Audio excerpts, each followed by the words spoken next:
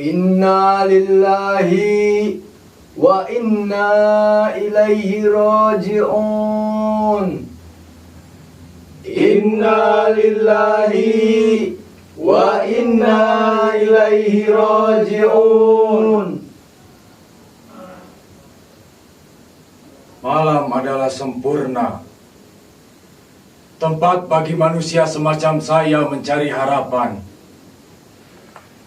Harapan yang mungkin mustahil, namun tidak mustahil selagi tekad masih terkepal.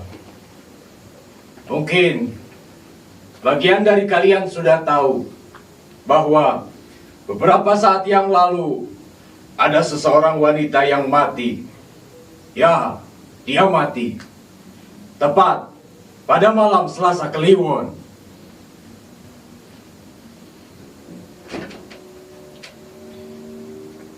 Sekarang saya sedang berada di rumah. Rumah yang tidak terlalu kecil, namun sangat kecil. Di sana ada istri saya. Di kamar yang satu-satunya ada anak saya yang sedang terbaring. Di sini tentu saja ada saya. Di sini sepi. Sangat hening, sangat kalut. Namun semua itu tak bertahan lama. Ketika perselisihan antara saya dan istri saya memecah keheningan saat itu. Ya, selalu saja ada pertikaian di antara kami. Perihal beraslah, dapur yang selalu kosong, SPP yang selalu menunggak, dan tanah seperempat hektar yang selalu menyusahkan. Pertengkaran ini selalu ada dan tak pernah habis. Saat itu juga, saya memutuskan untuk keluar dari rumah.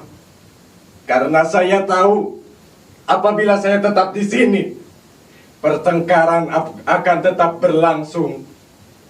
Dengan rasa kecewa, saya membuka pintu. Lalu istri saya masih sempat-sempatnya bertanya, "Kemana, Kang?" "Ronda," jawabku. Lalu dia bertanya lagi, "Bukan harinya kok ronda." Saya tidak mengindahkan apa yang dikatakannya. Saya langsung keluar.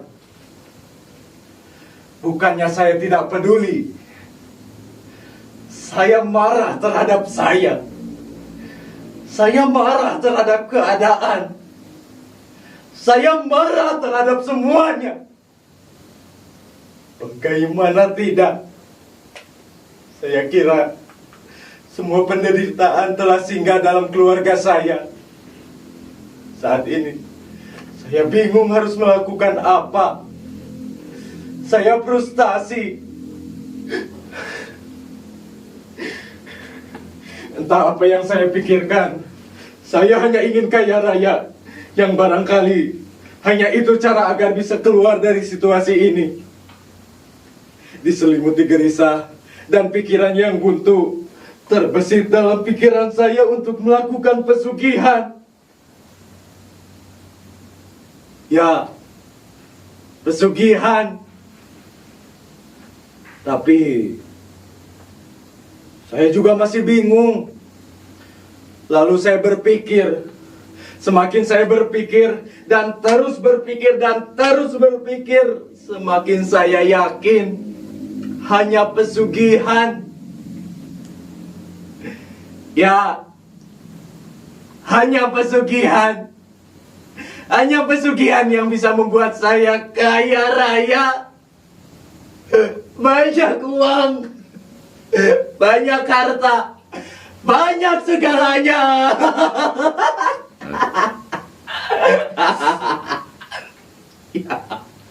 Ya, pesugihan. Tanpa memikirkan hal ini benar atau tidak benar, salah atau tidak salah, saya terus berjalan. Saya tahu seseorang yang dapat membantu saya. Saya langsung bergegas menemui dukun itu.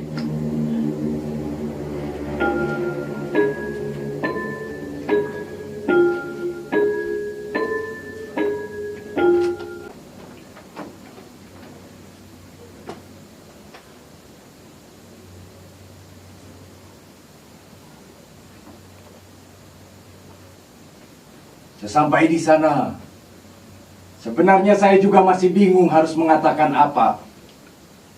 Namun dengan rasa percaya diri, saya mengatakan, "Bah, saya ingin kaya raya."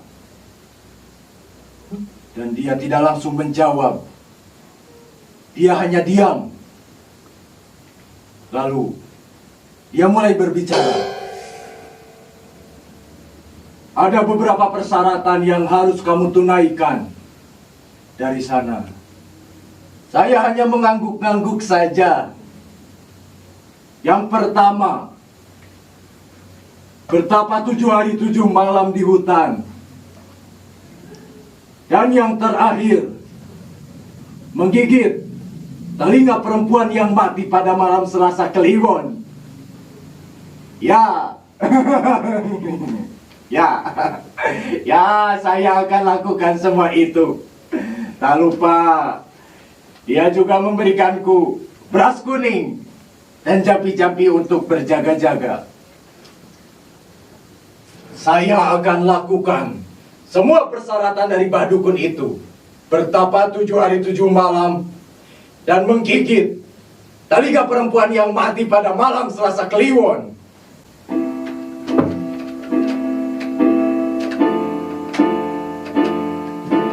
Hari pertama,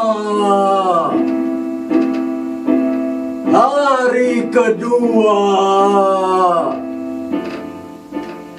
hari ketiga, hari keempat, saya bertapa di hutan yang kelewat-lewat sangat angker itu. Pada hari kelima bertapa, tubuh saya serasa digerogoti semut. Gatal, sangat gatal. Tapi saya berhasil melewati itu semua. Pada hari ke-6 bertapa, saya rasa tempat itu banjir. Air terbenam sampai dada saya. Saya tidak bisa bernapas. Tapi saya juga berhasil melewati itu semua. Pada hari terakhir bertapa, saya bertemu seorang kakek-kakek. Lalu dia bertanya, "Apa yang kau inginkan?" Saya tentu saja menjawab, "Saya ingin kaya raya." 7 hari 7 malam telah saya lalui bertapa di hutan ini. Kini tinggal saatnya menggigit perempuan yang mati pada malam Selasa Kliwon.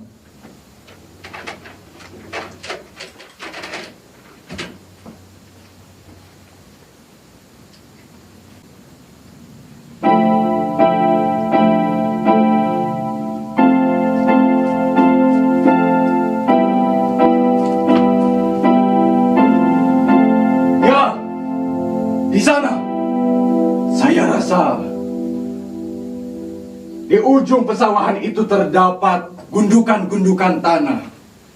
Dalam gundukan tanah itu terdapat kuburan-kuburan desa. Dan saya tinggal mencari gundukan tanah yang baru. Tepatnya, kuburan wanita yang mati pada malam Selasa Kliwon. Ya, saya tinggal mengangkatnya. Lalu, saya gigit telinganya. Dan saya bawa ke pekarangan rumah dan jual. Saya kaya. Kaya. Ya. Tapi saya juga tahu kuburan itu pasti dijaga oleh orang-orang desa. Tapi sebenarnya saya tidak usah khawatir. Soalnya Saya mempunyai beras kuning dari Madukun. Saya tinggal baca mantranya. Jop angin aren heula. Kaula rek macakeun aji pangnirap nu diturunkeun ti Raden Indrajit Pangeran Alengkadiraja. Baginda geus nyarekeun Rama jeung erek nyarekeun jalma-jalma anu jaga kuburan.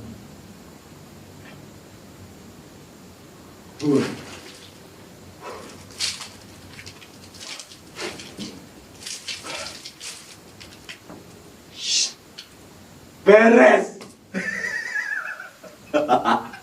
Selebihnya biarkan beras kuning itu yang bekerja.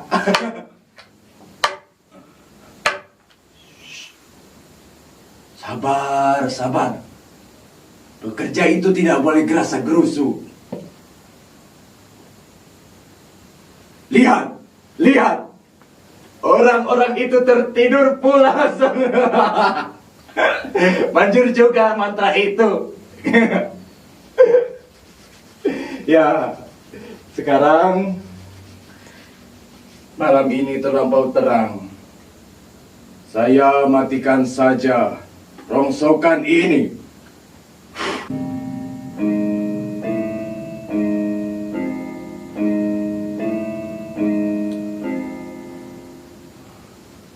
Ya. Untung tanah ini berpasir. Soalnya saya harus mengaduk kuburan ini dengan tangan terlanjang. Lalu saya mengeluarkan mayat itu dan gigit telinganya yang kiri dan yang kanan. Setelah itu saya bawa dengan mulut saya dan tanam di pekarangan rumah.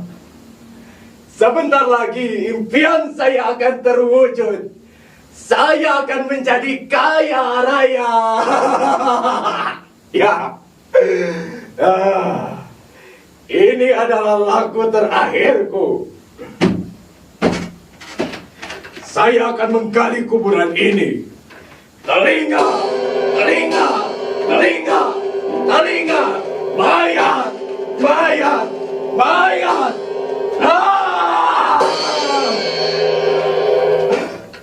Jari-jari saya sakit, sangat perih. Kerikil banyak menghantam jari-jari saya. Jari saya melepuh, sakit, perih. Namun, saya tidak boleh kalah. Saya harus tetap menggali kuburan ini. Di mana mayat itu? Ya. Saya mulai melihat bongkahan-bongkahan kayu. Ternyata ini peti. Dalam hati saya mengatakan, kaya juga orang ini. Tanpa berpikir lama, saya langsung membongkar peti-peti itu.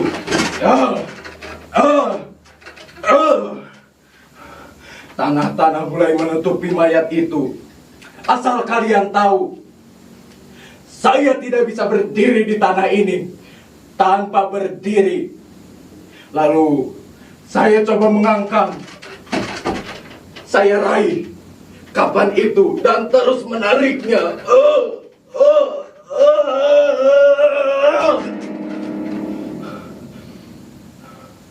Ternyata benar. Mayat ini masih baru.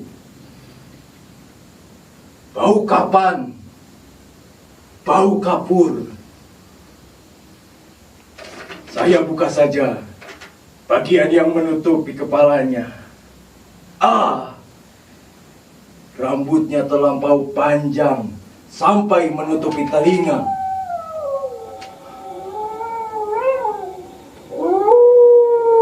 Dalam gelap yang samar-samar, saya melihat gonggongan anjing. Saya rasa anjing itu berwarna putih dan yang satunya berwarna hitam.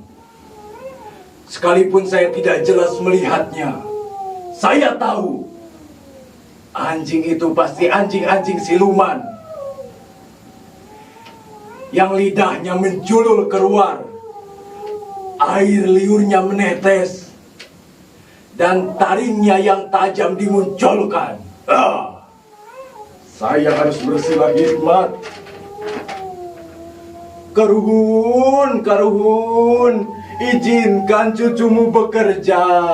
Jangan diganggu, jangan diganggu, jangan diganggu. Hah! Anjing itu bertambah menjadi 4. Saya harus tenang. Saya harus tenang. Saya tahu anjing-anjing itu sedang menantikan kesempatan. Artinya saya harus bekerja dengan cepat. Yang saya pikirkan hanya menggigit telinga. Setelah itu saya membungkuk, lalu berusaha menggigit telinga dan anjing itu menyambar saya. Lalu saya usir saja anjing itu. Pergi, pergi, pergi. Tanpa saya sangka, anjing yang 3 ekor itu merobek kain kapan itu. Pergi, pergi. Ternyata saya mendengar gonggongan anjing lain. Saya rasa anjing itu berada di tepian makam. Dan benar, mereka menuju kemari. Celaka, anjing itu menjadi 7 ekor. Mereka tidak memberikanku kesempatan untuk menggigit telinga. Pergi, pergi anjing sialan. Saya tidak mau kalah. Saya membungkuk, lalu saya menggigit telinga dan anjing itu terus saja menggangguku. Anjing-anjing sialan. Kalau kalian diajak kompromi, kalau bisa, sebenarnya saya hanya menginginkan telinga. Hanya 2 ekor telinga. Selebihnya buat kalian silahkan. Asal kalian tahu, bagian kepala itu banyak tulangnya. Kalau mau yang berdaging, ya ambil paha, jangan kepala. Tapi lihat, anjing-anjing itu tidak memberikanku kesempatan. Mereka terus menggegar, menyengat, dan terus menghampiri mayat ini. Pergi, pergi. Paha mayat itu mulai robek oleh moncong dan taringnya. Pergi, pergi. Dan jari-jari saya yang terluka kian parah. Sakit. Pergi, anjing sialan. Saya kira harus mengusir mereka lebih jauh. Pergi, pergi, pergi anjing sialan. Pergi. Mereka udah jauh. Sekarang tinggal menggigit telinga. Saya membungkuk, lalu mereka mengambil. Anjing-anjing itu anjing sialan. Tidak memberikanku kesempatan. Pergi, pergi.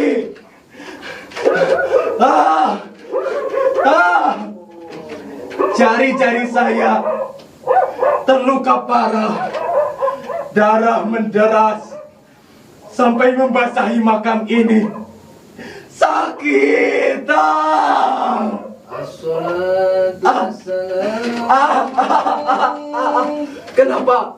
Kenapa kepala saya pusing? Kenapa kepala saya pusing? Kenapa kalian kunang-kunang? Samar-samar. Badan saya gemetar. Saya lemas. Saya lemas. Kenapa badan saya lemas?